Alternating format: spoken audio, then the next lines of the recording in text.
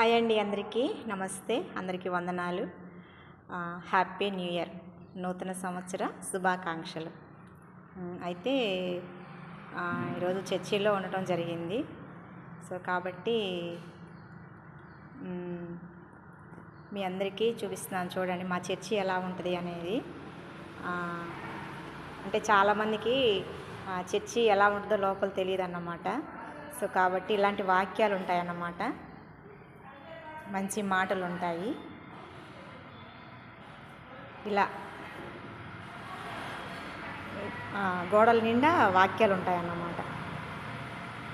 ఇవ్వండి, అంటే నేను సెల్ఫీ కాబట్టి వీడియో అక్షరాలు రివర్స్లో వస్తాయి. సో కాబట్టి ఈసారి మామూలుగా తీస్తాను.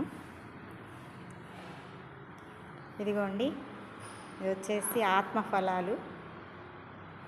ఒక మనిషిలో ఏముండొచ్చో ఏముండకూడదు అనేది అన్ని అంశాలు అన్నమాట. ఆత్మఫలాలు 9 ఉంటాయి.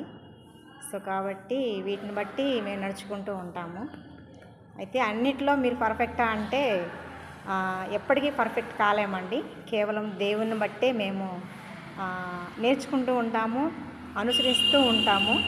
కొన్నిట్లో సక్సెస్ కాలేము, కానీ అది రీచ్ అవ్వాలని మాత్రము ప్రయత్నం అయితే ఆగదు, అంతటితో ఆగదు. వచ్చేసి మా మందిరం అండి.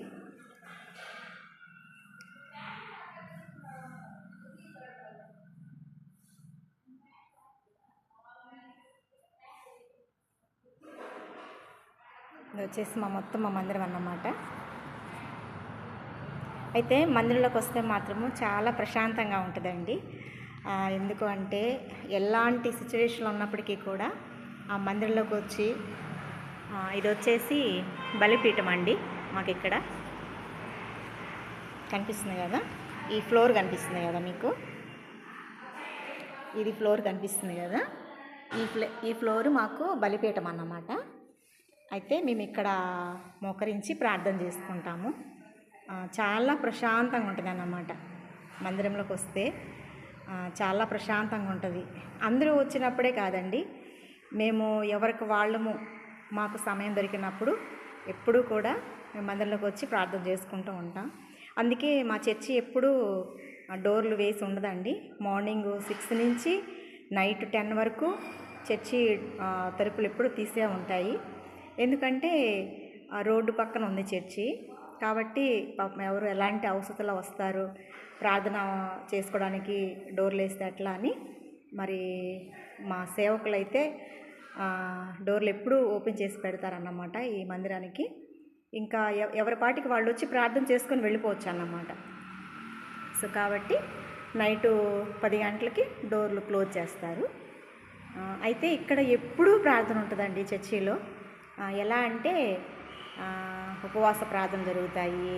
తర్వాత వచ్చేసి ప్రతి గురువారం స్త్రీల మీటింగ్ జరిగిద్ది. తర్వాత ప్రతి గురువారము బైబిల్ స్టడీ జరిగిద్ది.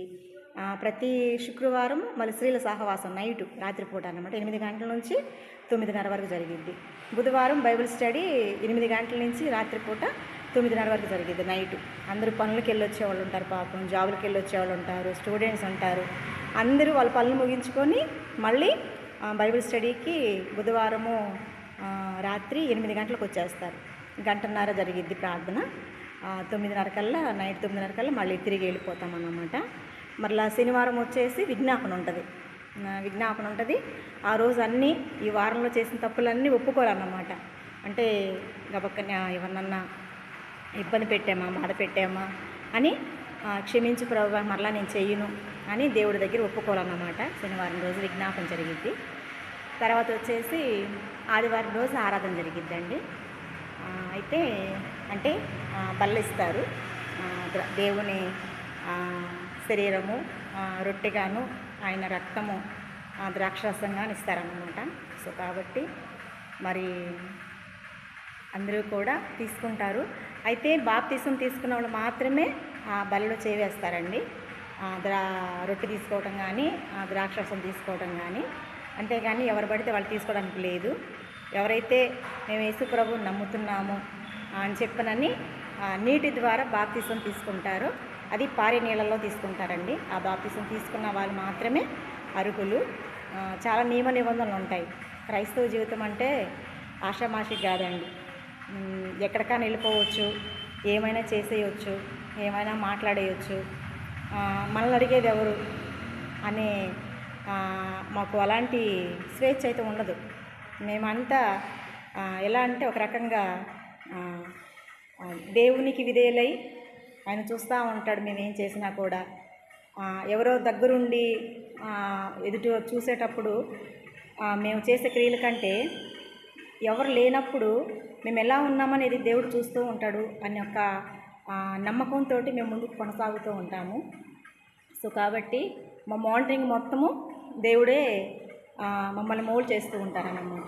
సో కాబట్టి మనుషులంగా చిన్న చిన్న పొరపాట్లు చేస్తాము, కానీ వాటిని మరలా తిరిగి చేయకుండా ఉండటానికి మేము ప్రతిరోజు సాధన చేస్తూ ఉంటాము. ఏ పనిలోనైనా ఎక్కువ సాధన చేస్తే ఆ పని చాలా ఎంత కష్టమైన పని అయినా మనకి చాలా ఈజీగా అయిపోద్ది అన్నమాట. అంటే అలవాటు అయిపోతామన్నమాట.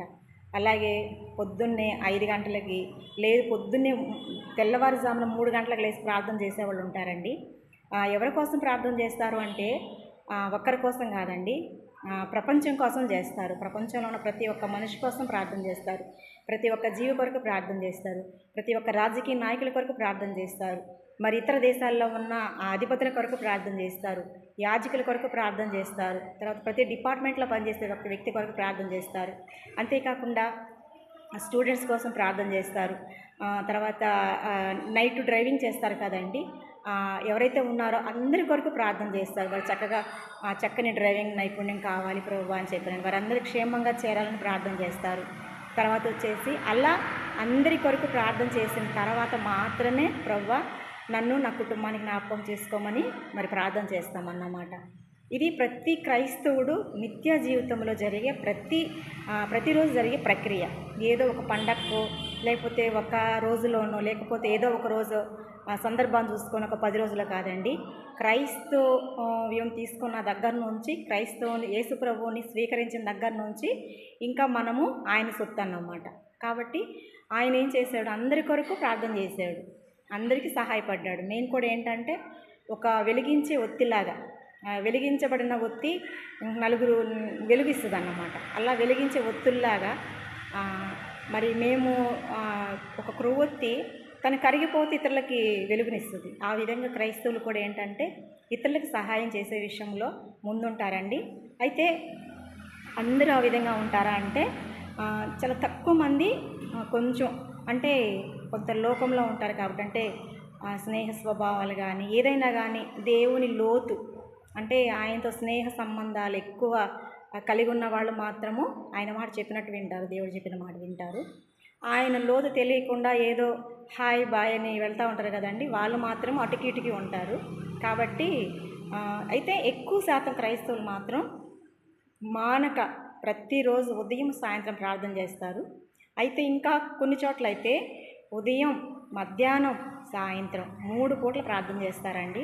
క్రైస్తవుడు ఏంటంటే క్రైస్తవ్యం అంటే చాలామంది చాలా చాలా ఈజీగా చెప్తారు, వాళ్ళు ఏదోనండి అని అంటారు. కానీ క్రైస్తవుడు అంటే ఈ లోక ఆశల్ని చాలా వరకు ఇది నాకు వద్దు అనుకోవటమే. ఈ లోకంలో చూస్తుంటే రంగుల ప్రపంచంలో ప్రతిదీ కావాలనిపిస్తుంది, కానీ వాటికి అడ్డుకట్ట వేయటమే మా ఆచరణ విధానం. అంటే మాకు యేసు ప్రభు నేర్పిన విధానం ఏంటంటే ప్రతిదీ కూడా కంటికి చూసిందల్లా మనకి కావాలనుకోకూడదు అన్నమాట. కాబట్టి చాలా చాలా కఠినమైన పరిస్థితుల్లో నుంచి మేము ముందుకు వెళ్ళాలన్నమాట. క్రైస్తవులో ఉన్న వాళ్ళకి మాత్రమే తెలుస్తుంది. అంతేకాకుండా కొంతమంది అబ్జర్వ్ చేస్తారు మమ్మల్ని, వీళ్ళేంటి, వీళ్ళు ఎలా ఉన్నారు, వీళ్ళ ప్రవర్తన ఏంటి, వీళ్ళ పరిస్థితులు ఏంటి అని చెప్పానని. కాబట్టి మేము కష్టపడుతూ కూడా చాలా కష్టాన్ని ఎదుర్కొంటూ కూడా మేము చాలా ముందుకి సంతోషంగా కొనసాగుతాం. లేమిలో కూడా చాలా ఉన్నతంగా ఉంటాం, కష్టాల్లో కూడా నవ్వుతూ ఉంటాం. దేవుడు మాకు అదే నేర్పించాడు అన్నమాట. అయితే మాకు ఎందుకు అలా మేము అంత సపోర్ట్గా ఉంటామంటే మా కొరకు మరి సంఘంలో ఉన్న ప్రతి ఒక్కరూ ప్రార్థన చేస్తారు. ఒక్కరికి ఆరోగ్యం బాగాలేకపోతే సంఘంలో అంటే ఆ చర్చికి వచ్చే వాళ్ళందరూ కూడా ప్రార్థన చేస్తారు. ఒకవేళ ఇంకా ఇబ్బందికరమైన పరిస్థితులు ఉంటే ఇంకా వేరే సహవాసాలకి చెప్తారు, మా కోసం ప్రార్థన చేయండి, ఇలా అవసరం ఉంది, ఇలాంటి ఇబ్బంది ఉంది అని చెప్పనని. అలా అలా అలా గ్రూపులు వారీగా స్ప్రెడ్ అవుతూ ఉంటుందన్నమాట. అనేక ప్రాంతాల నుంచి, గ్రామాల నుంచి జిల్లాలకు కావచ్చు, జిల్లాల నుంచి రాష్ట్రాలకు కావచ్చు, రాష్ట్రాల నుంచి దేశాలకు కావచ్చు, ఏదైనా కూడా ఒక లింక్ అనేది వెళ్ళిపోతూ ఉంటుంది అన్నమాట. ఎవరికైనా మేము చూసినప్పుడు వాళ్ళు హిందువులా, క్రిస్టియన్సా, ముస్లిమ్స్ అని మేము చూడమండి. వాళ్ళు బాధలో ఉన్నారనుకోండి, మేము వెంటనే అక్కడే ఉండి ప్రార్థన చేస్తాము. ప్రభువా, మేము ఏం చేయలేకపోతున్నాం, వాళ్ళకి సహాయం చేయలేకపోతున్నాం, ప్రభువా మీకు సహాయం చేయండి అని చెప్పనని మేము వాళ్ళ కొరకు మేము ప్రార్థన చేస్తాము. మాకు ఎవ్వరూ చెప్పరు, మీరు చెయ్యండి అని చెప్పరు. మాకు చెప్పకపోయినా కూడా మాకు యేసు ప్రభు నేర్పింది ఏంటంటే, ఎవరైనా మీ దగ్గరికి వచ్చి అడక్కముందే మీరు సహాయం చేయండి అంటారన్నమాట. అయితే సహాయం అంటే ఆర్థికంగా అయితే అందరికీ అన్ని విధాలుగా మేము చేయలేమండి. కాకపోతే ముందు దేవుని సహాయం అడుగుతాం. ఒకవేళ అంబులెన్స్ పోతుందనుకోండి, అందులో ఎవరున్నారో మాకు తెలియదు, ఏ ఊరు వారో మాకు తెలియదు, ఎక్కడ వారో మాకు తెలియదు. కానీ ప్రభువా, అందులో ఉన్నవారు ఎలాంటి సిచ్యువేషన్లో ఉన్నారో, ఎలాంటి అపాయంలో ఉన్నారో, ప్రభువా వారిని కాపాడండి అని చెప్పనని మేమైతే వారి కొరకు ప్రార్థన చేస్తామన్నమాట. ఒకవేళ మాకు ఎవరైనా మమ్మల్ని వ్యతిరేకించే వాళ్ళు ఉన్నారనుకోండి, వాళ్ళ ఇళ్ళల్లో ఏదైనా గొడవలు జరుగుతున్నాయి అనుకోండి, మేము ఇంకా అక్కడే నిలబడి ప్రార్థన చేస్తాం. ప్రభువా, వారి కుటుంబంలో నెమ్మదిని దయచేయి ప్రభువా, వాళ్ళు సంతోషంగా ఉండాలి ప్రభువా అని చెప్పనని వాళ్ళ కొరకు మేము ప్రార్థన చేస్తామన్నమాట. అంటే ఇవన్నీ మాకు ఎవరో వచ్చి నువ్వు ఇది చెయ్యి అని చెప్పనని ఉద్యోగం ఇచ్చి ఇది చెయ్యండి అని చెప్పి మోటరింగ్ చేయటం కాదు. ఎవరికి వారంగానే మేము యేసు సైనికులం, క్రీస్తు సైనికులం అని చెప్పనని. క్రీస్తు అంటే అభిషిక్తుడు అని అర్థం అండి. యేసు అంటే రక్షకుడు అని అర్థం అన్నమాట. ఇమ్మానుయేలు అంటే దేవుడు మనకి తోడని అర్థం. కాబట్టి మేము ఈ అన్నిటికీ తోడు మాకు దేవుడు, ప్రతిరోజు దేవుడు మాకు తోడున్నాడు అని చెప్పనని మాతో మేము బైబిల్ చదివినప్పుడు దేవుడు మాతో మాట్లాడతాడండి. మేము ప్రార్థన చేసినప్పుడు మా ప్రార్థన దేవుడు వింటాడు. సో ఉదయాన్నే 3 గంటల నుంచి ప్రార్థన చేసేవాళ్ళు ఉంటారు, 4 గంటలకు లేసేవాళ్ళు ప్రార్థన చేసేవాళ్ళు ఉంటారు, 5 గంటలకు లేచి ప్రార్థన చేసేవాళ్ళు ఉంటారు. లెగిసిన తర్వాత ఫస్ట్ బైబిల్ చదువుతారు, ప్రార్థన చేస్తారు, తర్వాత వచ్చేసి ఇంకా వారి కార్యక్రమాలకు వెళ్ళిపోతారు అన్నమాట. అలాగనే సాయంత్రము మరలా పడుకునేటప్పుడు మరలా ప్రార్థన చేసుకుంటాము. ప్రభువా, ఈ రోజంతా కాపాడారు మీరు మమ్మల్ని, రాకపోకల్లో, ప్రయాణాల్లో, ఆర్థికమైన పరిస్థితుల్లో, ఆహార విషయాల్లో, కుటుంబంలో నెమ్మది విషయంలో, ప్రతి విషయంలో మమ్మల్ని కాపాడారు మీరు అని చెప్పనని మరి మరలా మేమందరమీ దేవుని స్తుతిస్తామన్నమాట.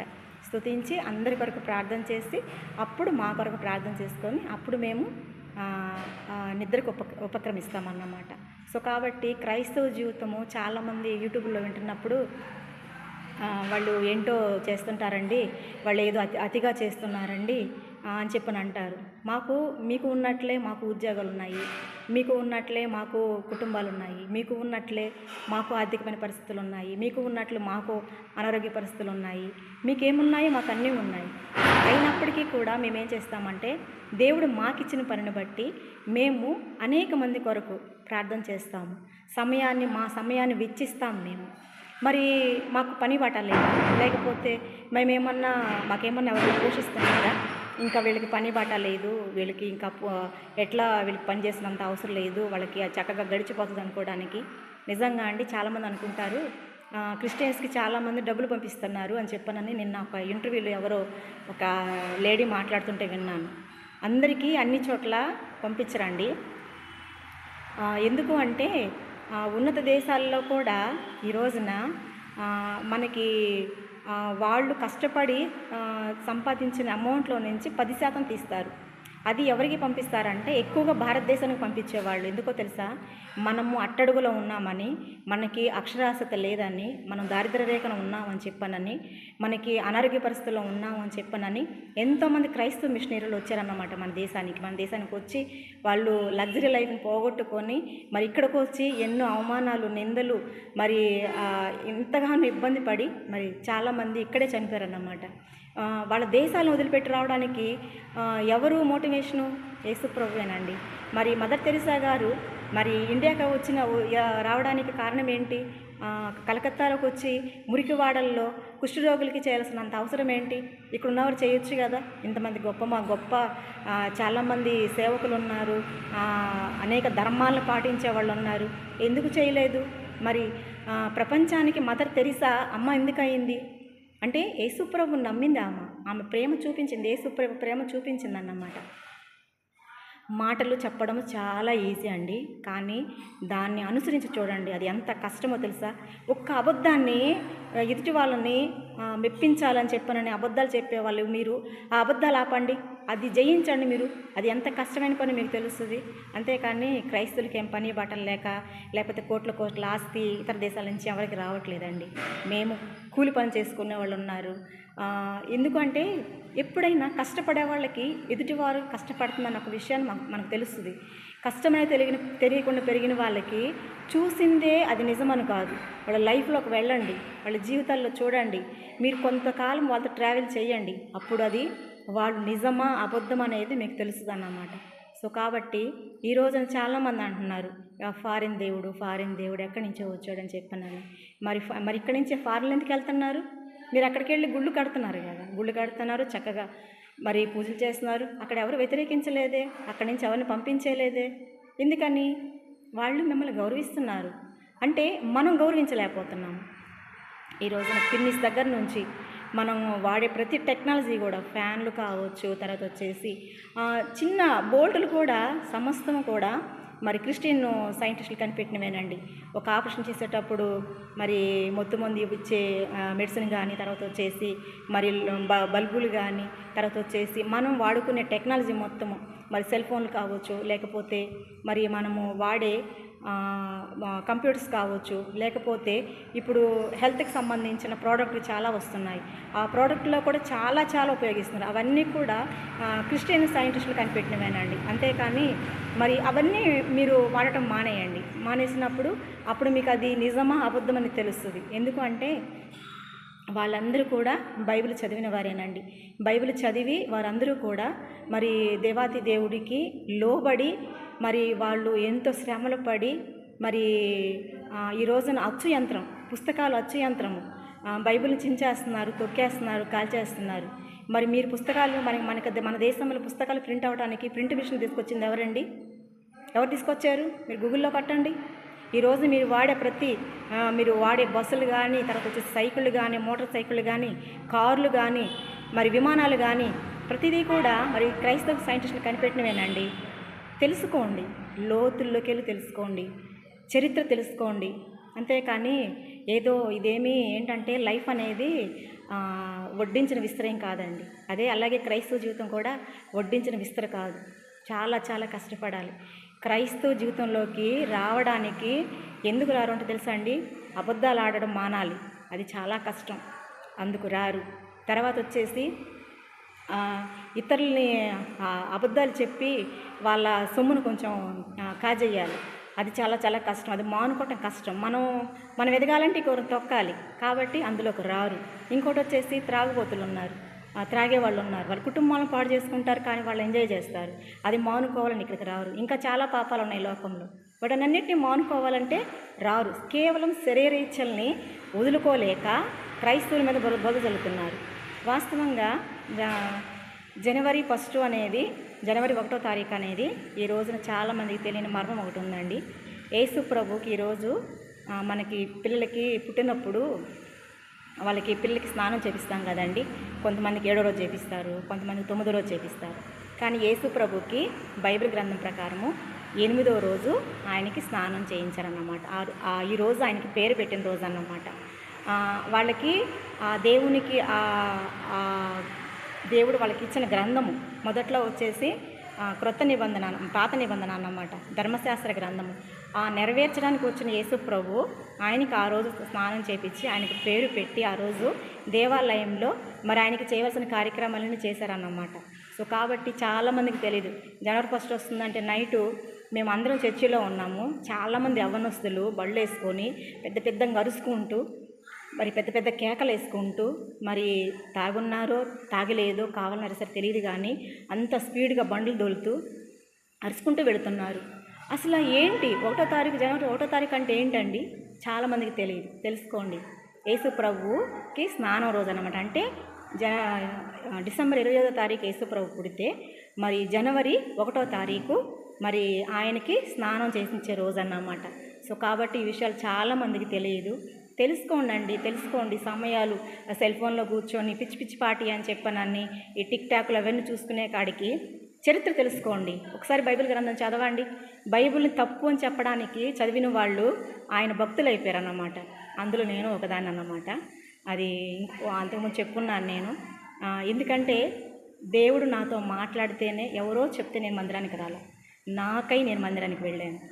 నేను యేసు ప్రభుని నా 27వ సంవత్సరాన నేను స్వీకరించాను. ఆయనలో ఉన్న శక్తిని స్వీకరించాను అన్నమాట. సో కాబట్టి నేను గ్రహించాను. కాబట్టి నేను ఒక్కసారిగా ఆయన రాత్రి తెల్లవారి నైట్ 1 గంట నుంచి ఉదయకాలం 4 గంటల వరకు మాట్లాడితే ఆ రోజు ఉదయకాలం నాకంటూ నేను వెళ్ళిపోయాను అన్నమాట. ఎవరు చెప్తే నేను వెళ్ళలేదండి. అసలు సహజంగా ఒకరు చెప్తే ఎవరు వింటారండి? కనీసం కలిసి మనసు కలవకపోతే ఒక చోట కలిసే వెళ్ళము.